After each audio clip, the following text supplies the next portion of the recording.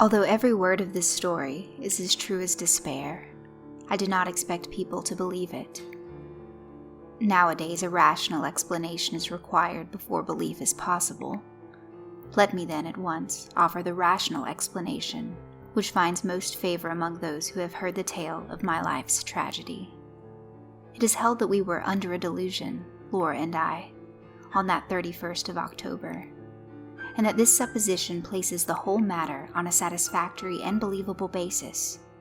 The reader can judge, when he too has heard my story, how far this is an explanation, and in what sense it is rational.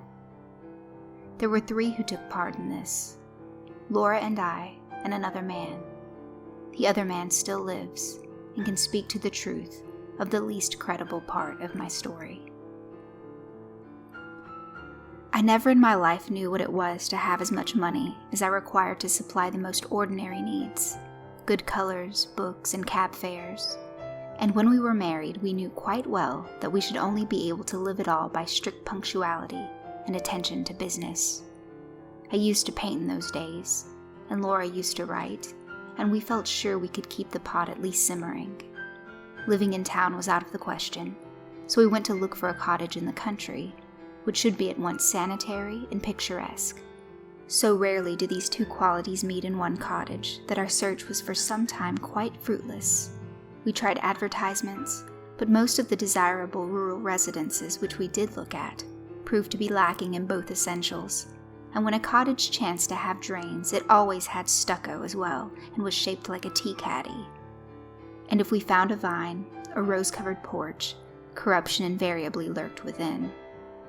Our minds got so befogged by the eloquence of house agents and the rival disadvantages of the fever traps and outrages to beauty which we had seen in scorn, that I very much doubt whether either of us, on our wedding morning, knew the difference between a house and a haystack. But when we got away from friends and house agents, on our honeymoon, our wits grew clear again, and we knew a pretty cottage when at last we saw one. It was at Brinzette, a little village set on a hill over against the southern marshes. We had gone there from the seaside village where we were staying to see a church, and 2 fields from the church we found this cottage. It stood quite by itself, about 2 miles from the village. It was a long, low building, with rooms sticking out in unexpected places. There was a bit of stonework, ivy-covered and moss-grown, just 2 old rooms, all that was left of a big house that had once stood there. And round this stonework the house had grown up. Stripped of its roses and jasmine, it would have been hideous. As it stood, it was charming, and after a brief examination, we took it. It was absurdly cheap. The rest of our honeymoon we spent in grubbing about in second-hand shops in the country town, picking up bits of old oak and Chippendale chairs for our furnishing. We wound up with a run up to town and a visit to Liberty's, and soon the low oak-beamed lattice-windowed rooms began to be home. There was a jolly old-fashioned garden, with grass paths and no end of hollyhocks and sunflowers, and big lilies. From the window you could see the marsh pastures, and beyond them the blue, thin line of the sea. We were as happy as the summer was glorious, and settled down into work sooner than we ourselves expected. I was never tired of sketching the view, and the wonderful cloud effects from the open lattice, and Laura would sit at the table and write verses about them, in which I mostly played the part of foreground. We got a tall old peasant woman to do for us. Her face and figure were good, though her cooking was of the homeliest, but she understood all about gardening, and told us all the names of the coppices and cornfields, and the stories of the smugglers and highwaymen, and, better still, of the things that walked, and of the sights which met one in lonely glens of a starlight night. She was a great comfort to us, because Laura hated housekeeping as much as I loved folklore, and we soon came to leave all the domestic business to Mrs. Dorman, and to use her legends and little magazine stories which brought in the jingling guinea. We had 3 months of married happiness, and did not have a single quarrel. One October evening I had been down to smoke a pipe with the doctor, our only neighbor, a pleasant young Irishman. Laura had stayed at home to finish a comic sketch of a village episode for the monthly Marplot. I left her laughing over her own jokes, and came in to find her a crumpled heap of pale muslin, weeping on the window seat. "Good heavens, my darling, what's the matter?" I cried, taking her in my arms. She leaned her little dark head against my shoulder and went on crying. I had never seen her cry before. We had always been so happy, you see, and I felt sure some frightful misfortune had happened. "What is the matter? Do speak." "It's Mrs. Dorman," she sobbed. "What has she done?" I inquired, immensely relieved.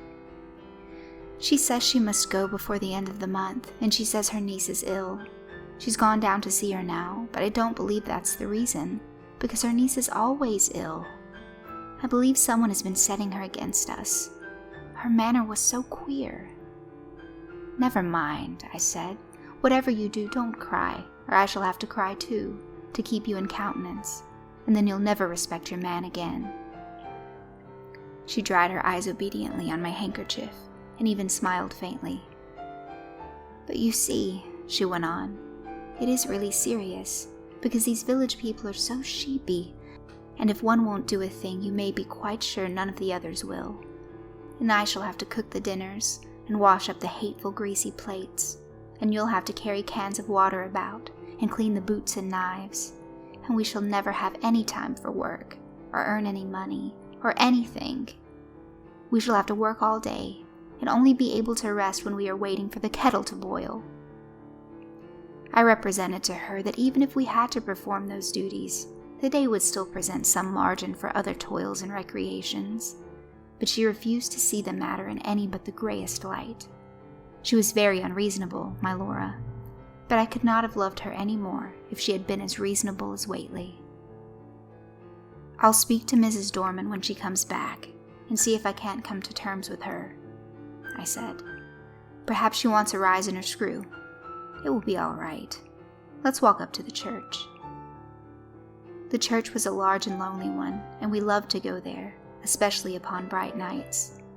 The path skirted a wood, cut through it once, and ran along the crest of the hill through 2 meadows and round the churchyard wall, over which the old yews loomed in black masses of shadow. This path, which was partly paved, was called the Bierbalk, for it had long been the way by which the corpses had been carried to burial. The churchyard was richly treed, and was shaded by great elms which stood just outside and stretched their majestic arms in benediction over the happy dead. A large, low porch let one into the building by a Norman doorway and a heavy oak studded with iron. Inside, the arches rose into darkness, and between them the reticulated windows, which stood out white in the moonlight. In the chancel, the windows were of rich glass, which showed in faint light their noble coloring, and made the black oak of the choir pews hardly more solid than the shadows.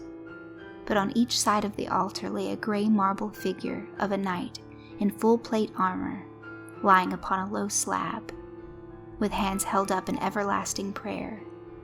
And these figures, oddly enough, were always to be seen if there was any glimmer of light in the church. Their names were lost, but the peasants told of them that they had been fierce and wicked men, marauders by land and sea, who had been the scourge of their time, and had been guilty of deeds so foul that the house they had lived in, the big house, by the way, that had stood on the site of our cottage, had been stricken by lightning and the vengeance of heaven. But for all that, the gold of their heirs had bought them a place in the church. Looking at the bad, hard faces reproduced in the marble, this story was easily believed. The church looked at its best and weirdest on that night, for the shadows of the yew trees fell through the windows upon the floor of the nave and touched the pillars with tattered shade. We sat down together without speaking and watched the solemn beauty of the old church with some of that awe which inspired its early builders. We walked to the chancel and looked at the sleeping warriors. Then we rested some time on the stone seat in the porch, looking out over the stretch of quiet moonlit meadows, feeling in every fiber of our being the peace of the night and of our happy love, and came away at last with a sense that even scrubbing and blackleading were all but small troubles at their worst. Mrs. Dorman had come back from the village, and I at once invited her to a tete-a-tete. "Now, Mrs. Dorman," I said, when I had got her into my painting room, What's all this about your not staying with us?" "I should be glad to get away, sir, before the end of the month," she answered, with her usual placid dignity. "Have you any fault to find, Mrs. Dorman?" "None at all, sir. You and your lady have always been most kind, I'm sure." "Well, what is it? Are your wages not high enough?" "No, sir, I gets quite enough." "Then why not stay?" "I'd rather not," with some hesitation. "My niece is ill." "But your niece has been ill ever since we came." No answer. There was a long and awkward silence. I broke it. "Can't you stay for another month?" I asked. "No, sir. I'm bound to go by Thursday." And this was Monday. "Well, I must say, I think you might have let us know before. There's no time now to get anyone else, and your mistress is not fit to do heavy housework. Can't you stay till next week?" "I might be able to come back next week." I was now convinced that all she wanted was a brief holiday, which we should have been willing enough to let her have as soon as we could get a substitute. "But why must you go this week?" I persisted. "Come, out with it."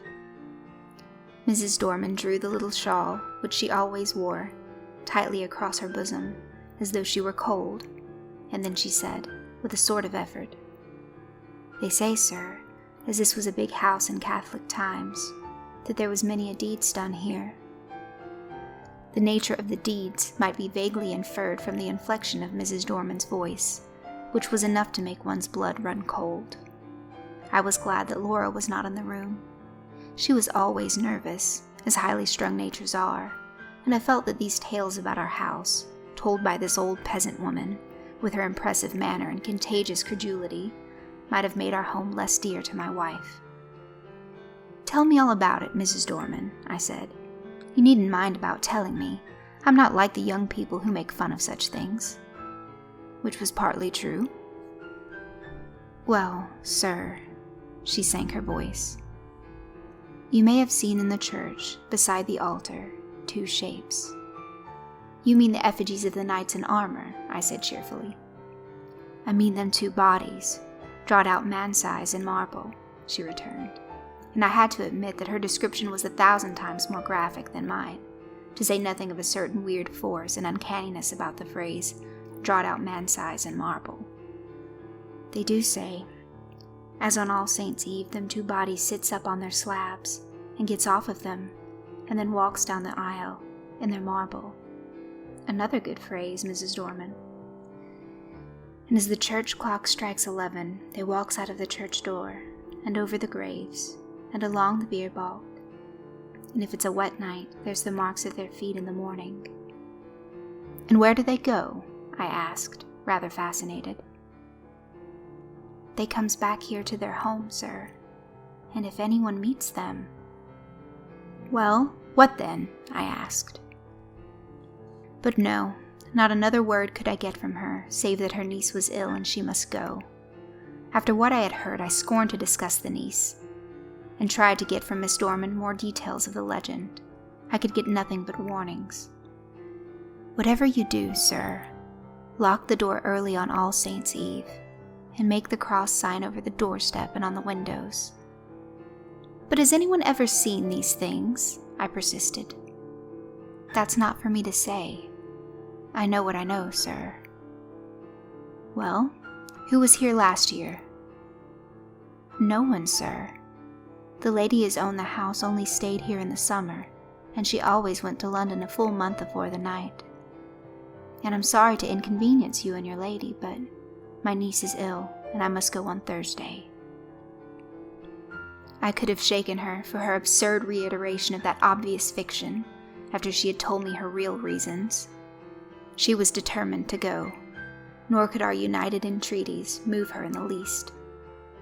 I did not tell Laura the legend of the shapes that walked in their marble, partly because the legend concerning our house might perhaps trouble my wife, and partly, I think, from some more occult reason. This was not quite the same to me as any other story, and I did not want to talk about it till the day was over. I had very soon ceased to think of the legend, however. I was painting a portrait of Laura against the lattice window, and I could not think of much else. I got a splendid background of yellow and gray sunset, and was working away with enthusiasm at her lace. On Thursday, Mrs. Dorman went. She relented at parting, so far as to say, "Don't you put yourself about too much, ma'am. And if there's any little thing I can do next week, I'm sure I shan't mind." From which I inferred that she wished to come back to us after Halloween. Up to the last, she adhered to the fiction of the niece with touching fidelity. Thursday passed off pretty well. Laura showed marked ability in the matter of steak and potatoes, and I confess that my knives, and the plates which I insisted upon washing, were better done than I had dared to expect. Friday came. It is about what happened on that Friday that this is written. I wonder if I should have believed it, if anyone had told it to me. I will write the story of it as quickly and plainly as I can. Everything that happened on that day is burnt into my brain. I shall not forget anything, nor leave anything out. I got up early, I remember, and lighted the kitchen fire, and had just achieved a smoky success when my little wife came running down, as sunny and sweet as the clear October morning itself. We prepared breakfast together, and found it very good fun. The housework was soon done, and when brushes and brooms and pails were quiet again, the house was still indeed. It is wonderful what a difference one makes in a house. We really missed Mrs. Dorman, quite apart from considerations concerning pots and pans. We spent the day in dusting our books and putting them straight, and dined gaily on cold steak and coffee. Laura was, if possible, brighter and gayer and sweeter than usual, and I began to think that a little domestic toil was really good for her. We had never been so merry since we were married, and the walk we had that afternoon was, I think, the happiest time of all my life. When we had watched the deep scarlet clouds slowly pale into leaden gray against a pale green sky, and saw the white mists curl along the hedgerows in the distant marsh, we came back to the house silently, hand in hand. "You are sad, my darling," I said, half jestingly, as we sat down together in our little parlor. I expected a disclaimer, for my own silence had been the silence of complete happiness. To my surprise, she said, "Yes, I think I am sad. Or rather, I am uneasy. I don't think I'm very well. I have shivered 3 or 4 times since we came in, and it is not cold, is it?" "No," I said, and hoped it was not a chill caught from the treacherous mists that roll up from the marshes in the dying light. "No," she said. She did not think so. Then, after a silence, she spoke suddenly. "Do you ever have presentiments of evil?" "No," I said, smiling, "and I shouldn't believe in them if I had." "I do," she went on. "The night my father died, I knew it, though he was right away in the north of Scotland." I did not answer in words. She sat looking at the fire for some time in silence, gently stroking my hand.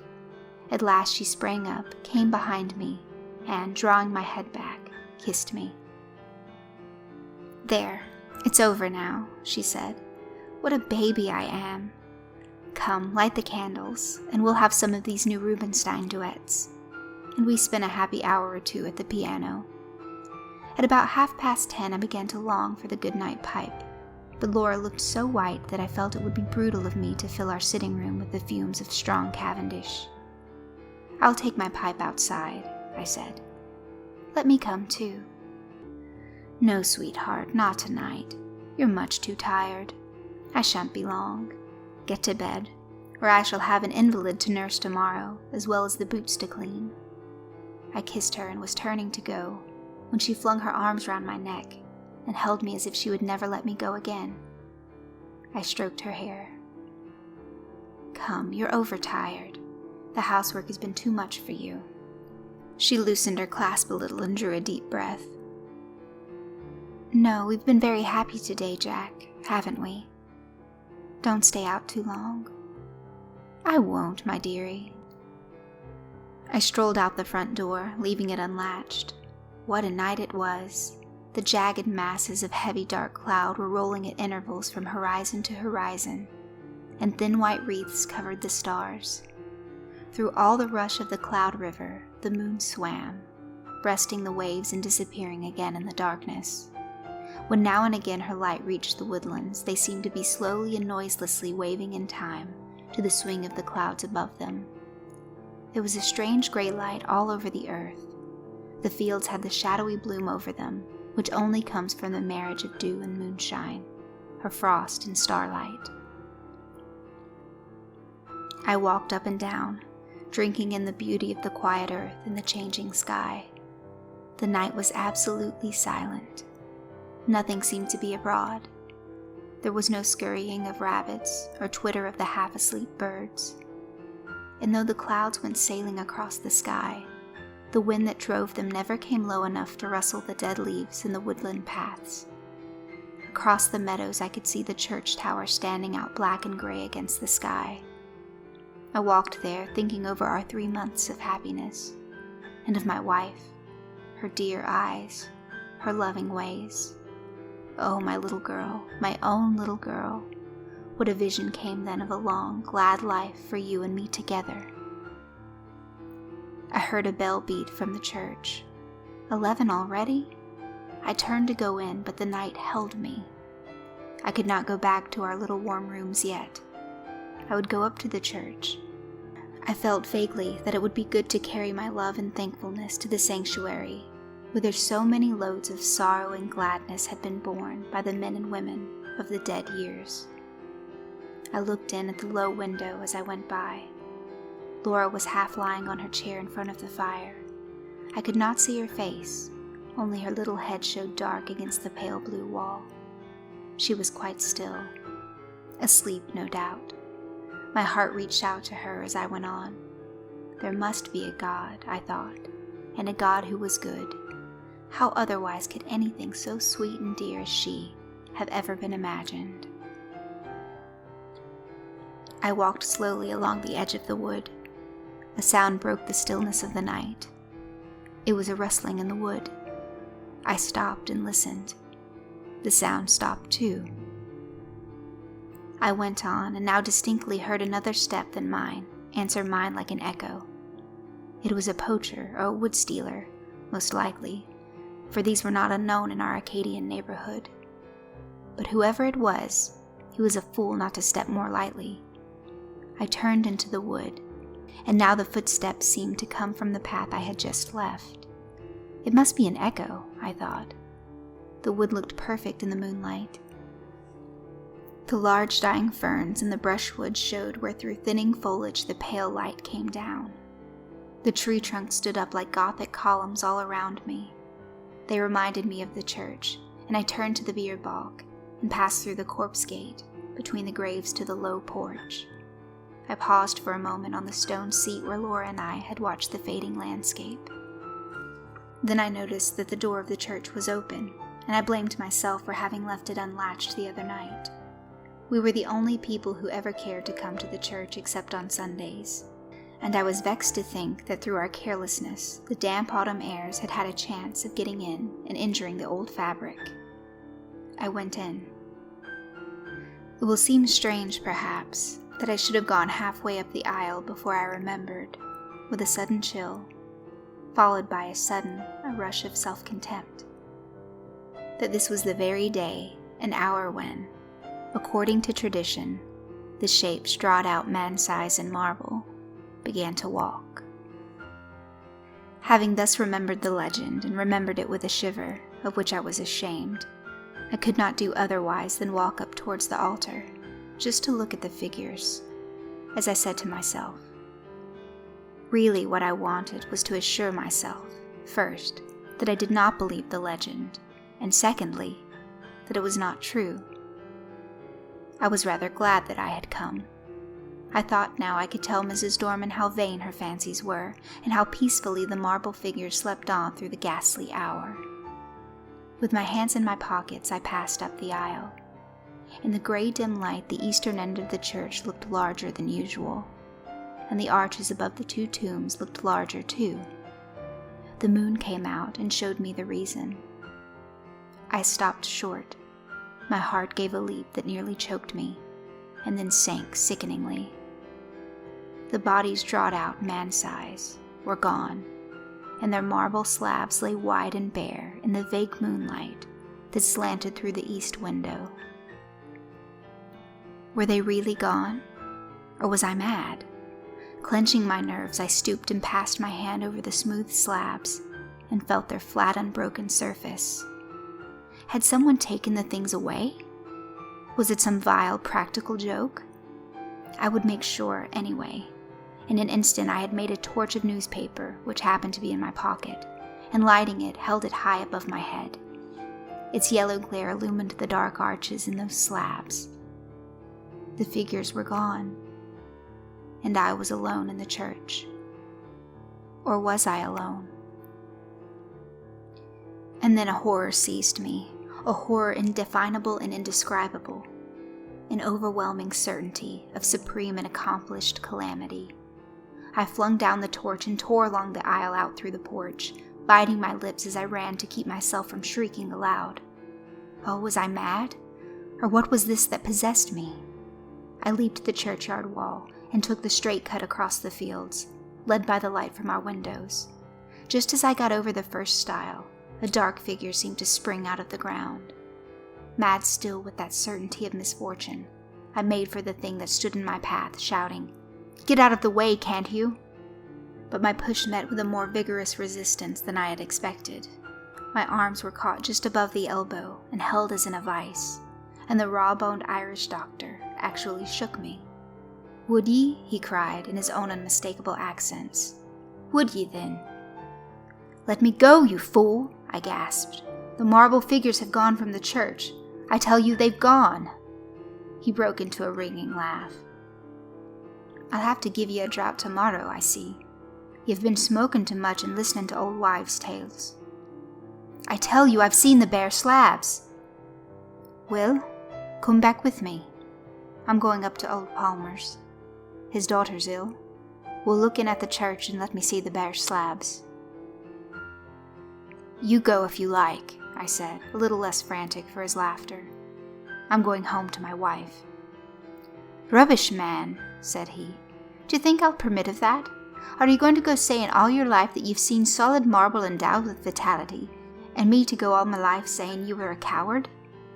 No, sir, you shan't do it."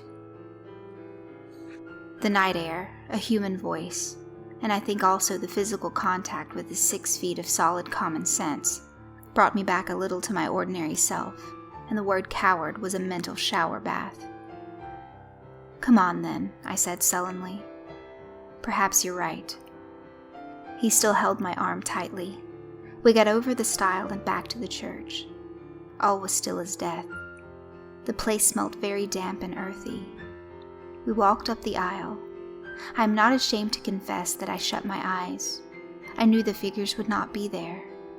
I heard Kelly strike a match. "Here they are, you see, right enough. You've been dreaming or drinking, asking your pardon for the imputation." I opened my eyes. By Kelly's expiring vesta, I saw 2 shapes lying in their marble, on their slabs. I drew a deep breath and caught his hand. "I'm awfully indebted to you," I said. "It must have been some quick trick of light, or I've been working rather hard. Perhaps that's it. Do you know, I was quite convinced they were gone." "I'm aware of that," he answered rather grimly. "You'll have to be careful of that brain of yours, my friend, I assure you." He was leaning over and looking at the right-hand figure, whose stony face was the most villainous and deadly in expression. "By Jove," he said, "something has been afoot here. This hand is broken." And so it was. I was certain that it had been perfect the last time Laura and I had been there. "Perhaps someone has tried to remove them," said the young doctor. "That won't account for my impression," I objected. "Too much painting and tobacco will account for that well enough." "Come along," I said, "or my wife will be getting anxious. You'll come in and have a drop of whiskey and drink confusion to ghosts and better sense to me. I ought to go up to Palmer's, but it's so late now I'll best leave it to the morning, he replied. I was laid up at the Union, and I've had to see a lot of people since. All right, I'll come back with you. I think he fancied I needed him more than Palmer's girl, so, discussing how such an illusion could have been possible, and deducing from this experience large generalities concerning ghostly apparitions, we walked up to our cottage. We saw, as we walked up the garden path, that bright light streamed out of the front door, and presently saw that the parlor door was open too. Had she gone out?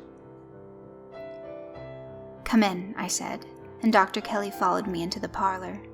It was all ablaze with candles, not only the wax ones, but at least a dozen guttering, glaring tallow dips, stuck in vases and ornaments in unlikely places. Light, I knew, was Laura's remedy for nervousness. Poor child. Why had I left her? Brute that I was. We glanced around the room, and at first we did not see her. The window was open, and the draught set all the candles flaring one way. Her chair was empty, and her handkerchief and book lay on the floor. I turned to the window. There, in the recess of the window, I saw her. Oh, my child, my love. Had she gone to that window to watch for me? And what had come into the room behind her? To what had she turned with that look of frantic fear and horror? Oh, my little one, had she thought that it was I whose steps she heard, and turned to meet? What? She had fallen back across a table in the window, and her body lay half on it and half on the window seat, and her head hung down over the table, the brown hair loosened and fallen to the carpet. Her lips were drawn back, and her eyes wide, wide open. They saw nothing now. What had they seen last? The doctor moved towards her, but I pushed him aside and sprang to her, caught her in my arms and cried, It's all right, Laura. I've got you safe, wifey. She fell into my arms in a heap. I clasped her and kissed her and called her by all her pet names, but I think I knew all the time that she was dead. Her hands were tightly clenched. In one of them she held something fast. When I was quite sure that she was dead, and that nothing mattered at all anymore, I let him open her hand to see what she held. It was a gray marble finger. The end.